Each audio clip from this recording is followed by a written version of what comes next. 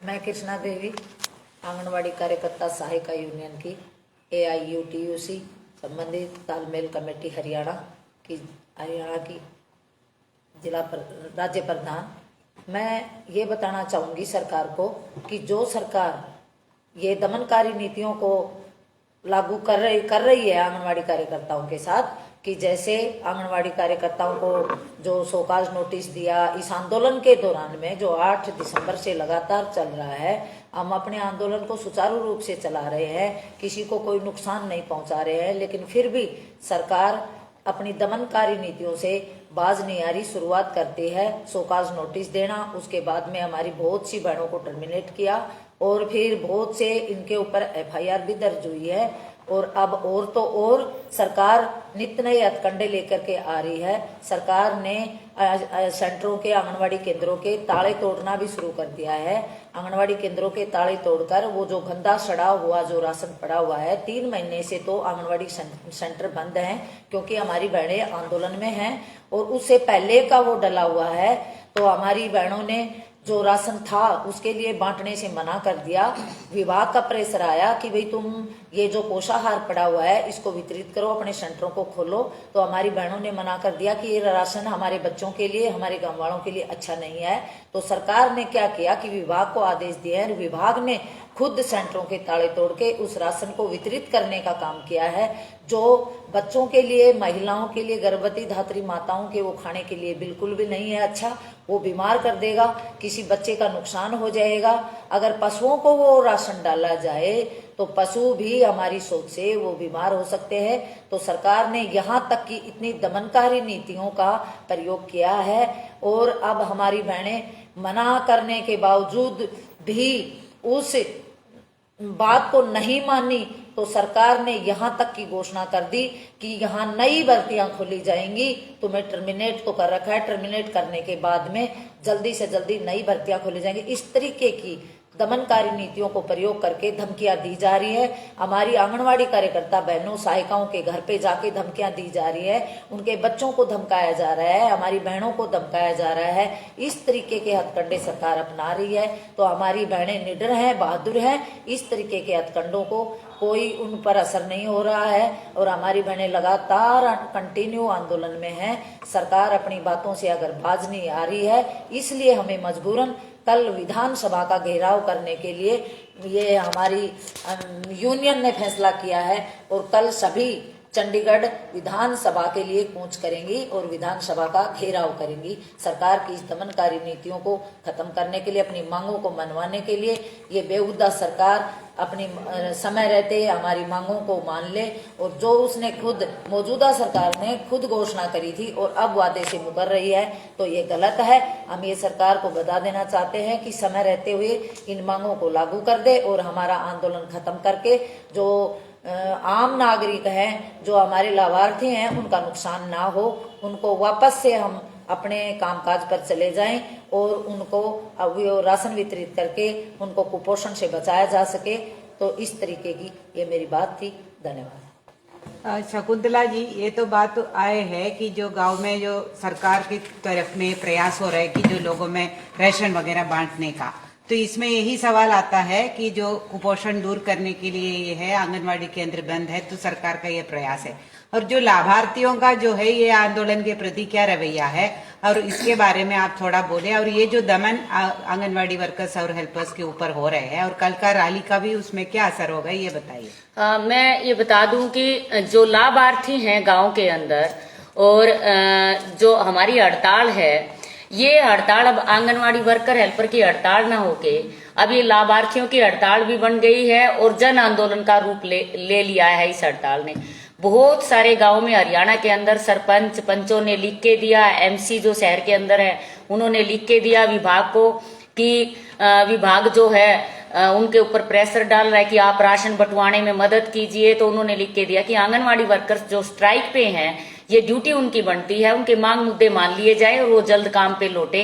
लाभार्थी जो है वो इस बात पे अड़े हुए हैं कि ये जो राशन है हमारी आंगनवाड़ी वर्कर पर अगर बांटेंगी तो हम लेंगे, अन्यथा हम किसी अधिकारी से, किसी अन्य कर्मचारी से ये राशन हम नहीं लेंगे।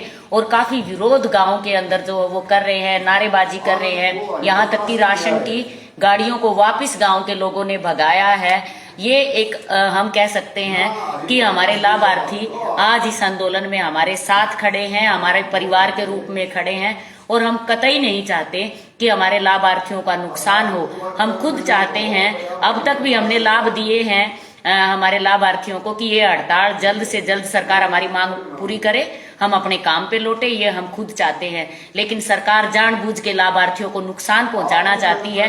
वैसे भी सरकार की नीयत यही है, गरीब तबके को, कमेरे वर्ग को कोई लाभ ना मिले, और सरकार जो है इसको एक हड़ताल का बहाना बना के खुद दिखा रहे, एक एक दो दो लाभार्थियों को दूध के केवल पैकेट बांट के फोटो खिंचवा रहे हैं, फॉर्मेलिटी कर रहे हैं, जबकि 3 महीने से आंगनवाड़ी सेंटर बंद है। बांटना है तो 3 महीने का बांट के दिखाओ ना, हर लाभार्थी को बांटो। उनको ये तक नहीं पता गांव में कौन प्रेग्नेंट है, कौन बच्चा कुपोषित है, सैम मैम का बच्चा कौन है, कुछ भी नहीं पता है। वो फॉर्मेलिटी कर रहे हैं सिर्फ। और मैं और बताऊं कि इस सरकार के इशारे पे पीओ जो है, यमुनानगर पीओ ने रोडवेज के जीएम को लेटर लिखा है कि आंगनवाड़ी वर्करों को सरकारी बसों में ना बिठाया जाए, हड़ताल में जाती हैं, ये पंचकूला जाएंगी, इसलिए आप इनको बसों में ना बिठाए। सरकार कितने हथकंडे अपना रही है इस हड़ताल को तोड़ने के, जबकि हम नया कुछ नहीं मांग रहे, सरकार द्वारा घोषित जो मांग है वही मांग रहे हैं। हमारे साथ में ऑल इंडिया फेडरेशन की राष्ट्रीय अध्यक्ष उषा रानी जी है। उनसे सवाल है कि मुख्यमंत्री ने प्रेस वार्ता करके ये बताया है कि ये हरियाणा के अंदर में आंगनवाड़ी वर्कर हेल्पर को सबसे ज्यादा सुविधाएं मिल रहे हैं और ये पूरा राजनीतिक ये कर रहे हैं, तो इसके बारे में और ये हरियाणा के आंदोलन में पूरे ऑल इंडिया के परिप्रेक्ष्य में आप कैसा बताना चाहेंगे? सबसे पहले तो मैं हरियाणा की बहादुर आंगनवाड़ी वर्कर हेल्परों को क्रांतिकारी बधाई देती हूँ कि इस लोक विरोधी सरकार के सामने पूरी दिलेरी के साथ वो उसका मुकाबला कर रहे हैं। जो लगातार दमन है जो हरियाणा की आंगनवाड़ी वर्कर हेल्परों के ऊपर किया जा रहा है, और दमन एक तरह का नहीं किया जा रहा, उनको शारीरिक प्रताड़ना भी दी जा रही है, मानसिक प्रताड़ना भी दी जा रही है, और आर्थिक प्रताड़ना भी दी जा रही है। जितनी भी हथकंडे अपना सकती थी हरियाणा की गवर्नमेंट, उसने वो सभी अपनाए हैं। पहले उन्होंने लीडरों को सस्पेंड किया, टर्मिनेट किया, एफआईआर दर्ज करी कि लीडर घबरा जाएंगे। जब लगा कि लीडर घबरा नहीं रहे हैं तो सेकंड लीडर को छोड़ करके नीचे सर्कल तक के लीडरों को पकड़ लिया। जब लगा वहां भी नहीं चला तो एक नया हथकंडा अपना लिया कि हेल्पर को पकड़ ले। समाज के सबसे दलित गरीब परिवारों से हमारी हेल्पर बहनें आती हैं, कमजोर से कमजोर परिवार से, कि उनकी जब नौकरी जाने का डर होगा तो वो आर्थिक प्रताड़ना के डर से वो वापस हड़ताल तोड़ के और सेंटरों में आ जाएंगी। जबकि हेल्पर का तो अटेंडेंस भी वर्कर ने लगाना है, वो तो खुद लगा ही नहीं सकती। तो यहाँ तक कि जो सरकार गिर गई है, और ये जो अभी अभी साथी ने रिपोर्ट किया कि जीएम को चिट्ठी लिखना, ये तो मनुष्य के जो अधिकार है, मानव अधिकारों का भी हनन है। तो कहाँ तक गिरेगी हरियाणा की गवर्नमेंट, इसके हम ऑल इंडिया फेडरेशन की ओर से घोर निंदा करते हैं। और दूसरा जो उन्होंने बोला है कि हरियाणा की आंगनवाड़ी वर्कर हेल्पर को सबसे ज्यादा सहूलत मिल रही है, मुझे लगता है कि हरियाणा के मुख्यमंत्री को पढ़ाई करने की जरूरत है, देश के बारे में जानने की जरूरत है। बात करने से कुछ नहीं होता है, और अकेला मानदेय सब कुछ नहीं होता। हरियाणा की आंगनवाड़ी वर्कर हेल्परों को तो 45 साल की सेवा के बाद बिना किसी पेंशन ग्रेच्युटी के खाली हाथ धक्के मार के आंगनवाड़ी सेंटरों से बाहर निकाला जा रहा है। हरियाणा की आंगनवाड़ी वर्कर हेल्पर को किसी भी तरह की कोई मेडिकल लीव नहीं है।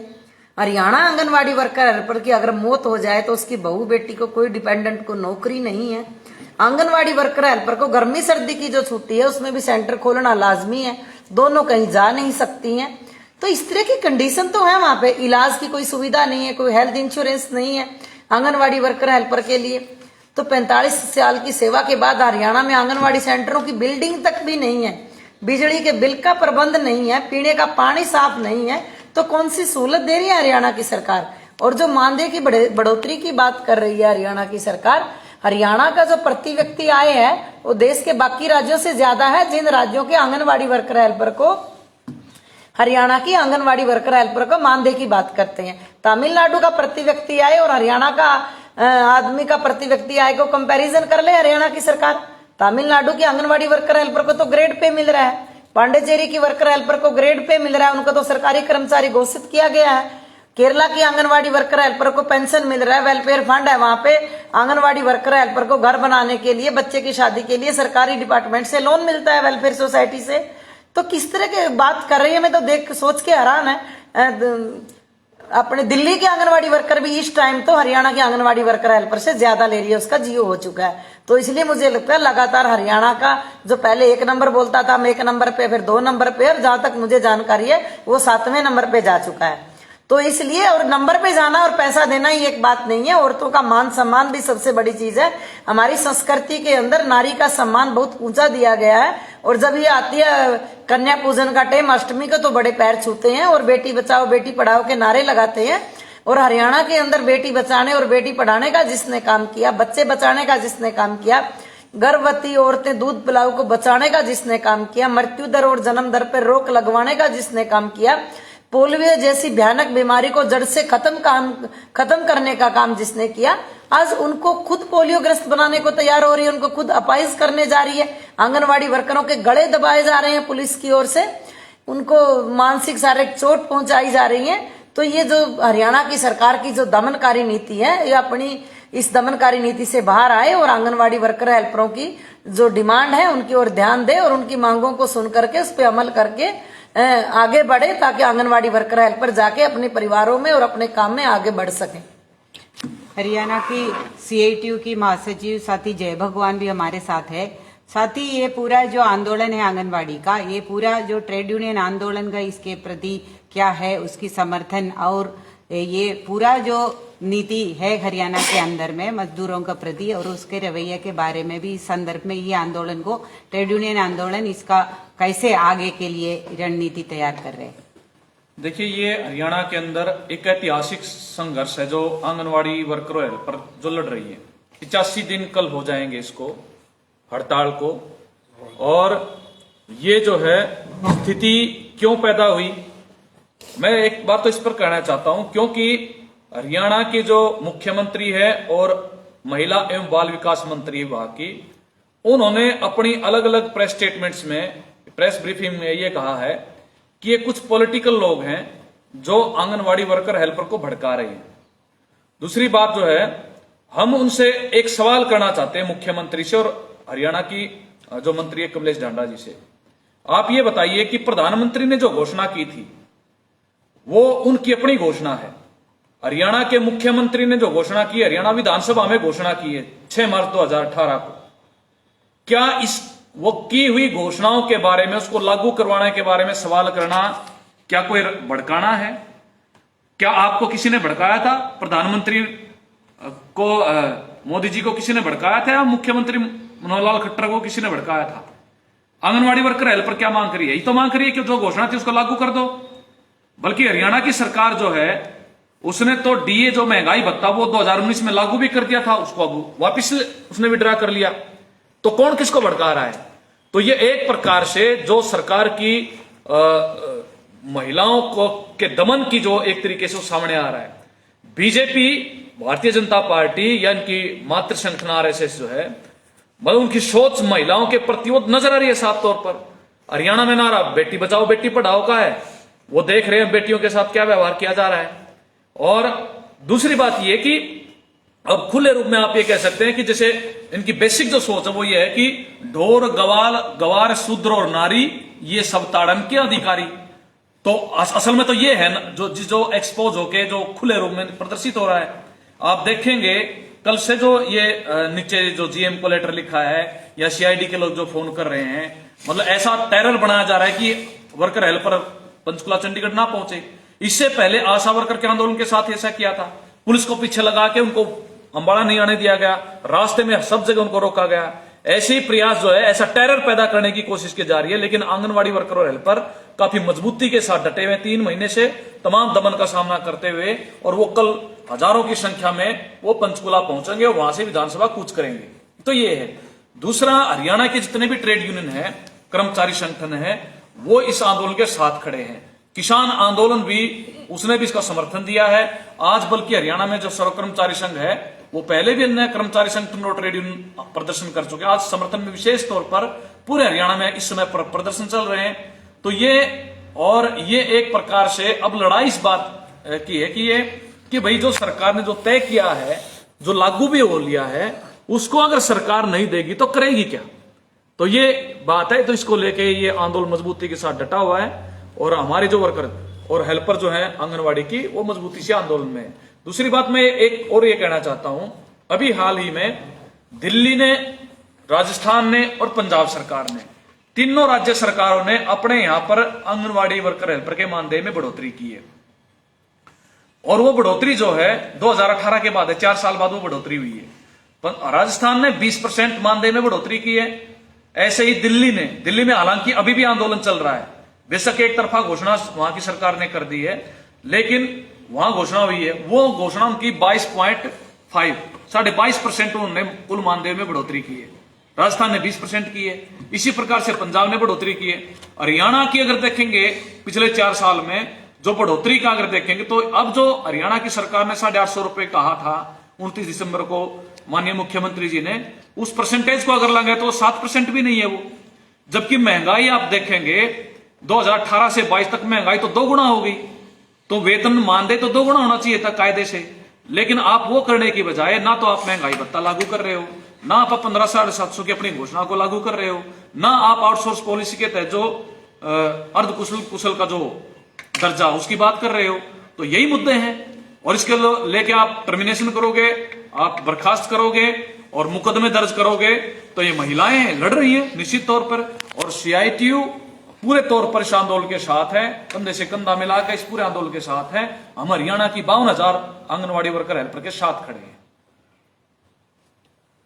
तो इसमें जो UTUC की हमारी UTUC के नेता भी हमारे साथ में है, अध्यक्ष, उनसे भी हम अनुरोध करेंगे कि ये जो आंदोलन की आगे के क्या रणनीति रहेगा ट्रेड यूनियन का। मैं कॉमरेड राजेंद्र सिंह, मैं AIUTUC का प्रांतीय अध्यक्ष हूँ। मेरी सबसे पहले तो प्रांत के आवाम से अपील है कि आंगनबाड़ी कर्मियों का जो ये आंदोलन है, ये केवल आंदोलन उनका नहीं है, ये एक सामाजिक आंदोलन है।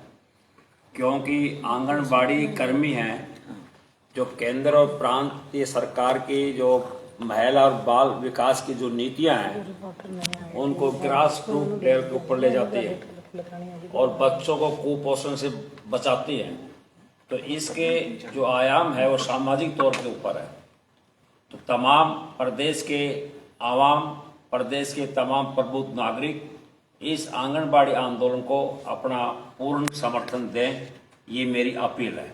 नंबर 2 कि कल कई हजारों की संख्या में प्रदेश की आंगनबाड़ी यहाँ आएंगी, केवल मुख्यमंत्री जी से एक सवाल पूछने के लिए कि जो विधायिका है, जो विधानसभा है, उसकी अपनी एक मर्यादा है, उसकी अपनी एक सम्मानजनक जगह है जनतंत्र के अंदर, और प्रत्येक नागरिक को विधायिका के विधानसभा की मर्यादा को कायम रखना उनका कर्तव्य बनता है, जो जनतंत्र की द्योतक कही जाती है। और सबसे बड़ी जिम्मेवारी है कि जो विधानसभा के अंदर बैठे हुए हैं वो इस विधायिका के सम्मान और मर्यादा को कायम रखें। और उसमें भी सबसे ज़्यादा जिम्मेवारी जो रूलिंग पार्टी है, शासक पार्टी है, उसकी बनती है कि वो जनतंत्र के जनतांत्रिक मूल्यबोधों को और विधानसभा के जो प्रतिष्ठित जो मान्यताएं हैं उनको कायम रखा जाए। परंतु बड़े दुख के साथ कहना पड़ रहा है कि आज जिस विधानसभा का सत्र शुरू हो रहा है, उसी चेयर के ऊपर खड़े होकर 2018 में हमारे माननीय मुख्यमंत्री जी ने जो सवाल के जवाब में, आंगनबाड़ी के सवाल के जवाब में जो कहा था, जिसको 2018 6 मार्च को 5 मार्च को सवाल खड़ा किया गया, विपक्ष के नेताओं ने 6 मार्च 2018 को विधानसभा के पटल के ऊपर कहा कि हमने आंगनबाड़ी की कर्मियों की बातों को मानते हुए उनको स्किल्ड और सेमी स्किल्ड लेबर का दर्जा दे दिया है और महंगाई भत्ता के सूचांक के हिसाब से उनके वेतन में ऑटोमेटिक 1 साल में 2 बार बढ़ोतरी होगी। हम उनकी छुट्टी और PF का इंतजाम करेंगे और सुविधाएं भी देंगे। ये खुद मुख्यमंत्री जी करने वाले हैं। आज मुख्यमंत्री उसी चेयर पर बैठे हुए हैं जो 2018 में बैठे हुए थे। हम उनसे जानना चाहते हैं, कम से कम इस विधानसभा के परिसर में, विधानसभा के अंदर आपने जो बात कही थी, और आप प्रदेश के मुख्यमंत्री हो, आपका सबसे बड़ा ये दायित्व कर्तव्य बनता है कि अपनी कही हुई बात को, अपने कहे हुए वचन को जो विधानसभा में कहा उसको आप कायम रखें। 2018 में जो कहा उसको लागू नहीं किया। एक ये सवाल यहाँ खड़ा हुआ, एक सवाल उससे पूछा जाएगा। नंबर 2 सवाल पूछा जाएगा कि जो प्रधानमंत्री जी ने जो घोषणा की थी 1500 750 रुपया हेल्पर, वर्कर और हेल्पर को देने की, जिसने केंद्र की सरकार ने अपना कोटा भी दे दिया है, और आप प्रधानमंत्री को भी ऑनर नहीं कर रहे हैं। एक प्रदेश का मुख्यमंत्री, उसी पार्टी का ही वो प्रधानमंत्री, वो एक प्रधानमंत्री की बात को मुख्यमंत्री अगर ऑनर नहीं करता है तो हमारे लिए ये लोकतंत्र के अंदर एक बहुत ही शर्मनाक बात है।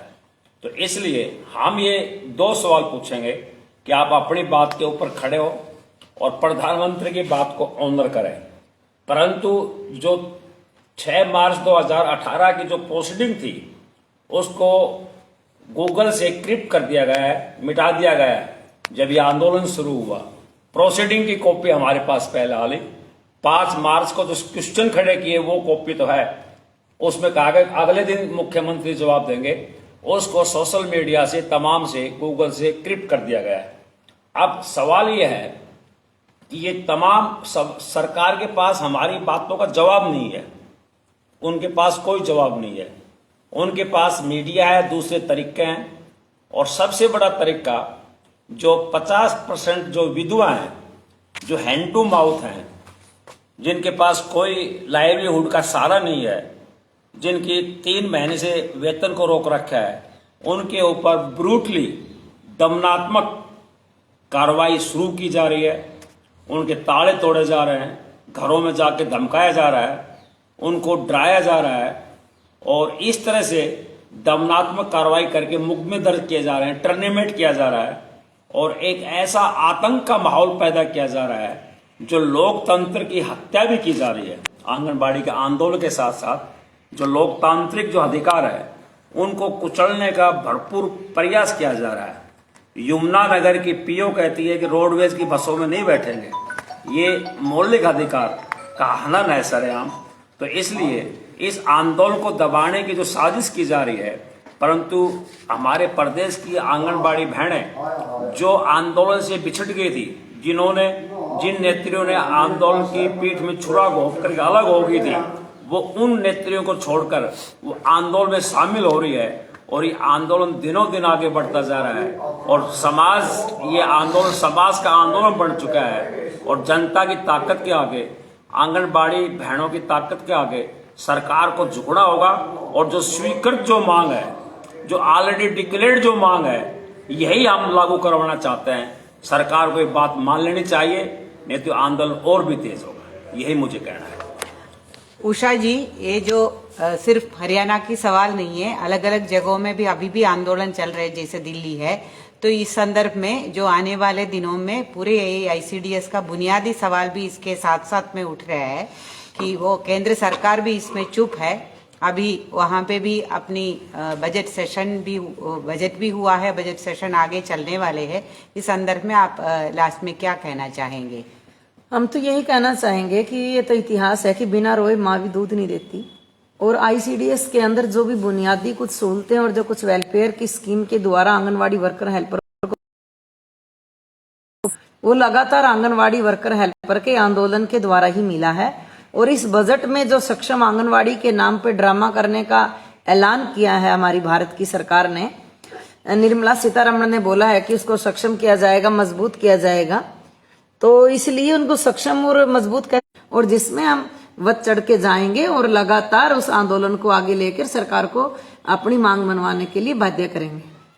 शकुंतला जी, कल की आंदोलन में कितने लोगों का उम्मीद है? इतना जमन हो रहे हैं, बसों को भी रोका जा रहे हैं, और कल को आप क्या उम्मीद करेंगे सरकार से और अपनी लोगों से और अपनी आंगनवाड़ी वर्कर हेल्पर बहनों से और पूरे भारत के जो मजदूरों से और खासकर आंगनवाड़ी वर्कर हेल्पर बहनों से आपको क्या बोलना है?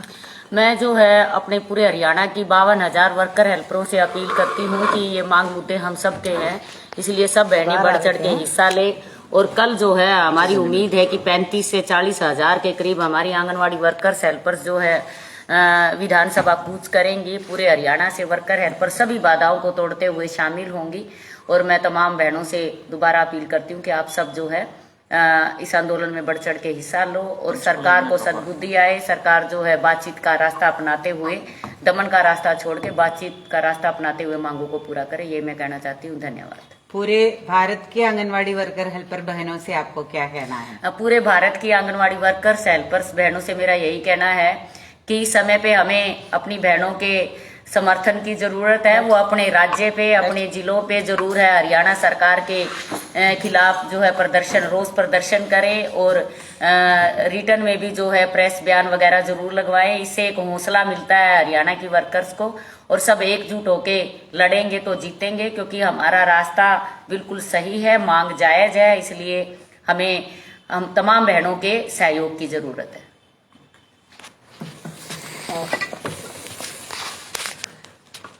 इंदु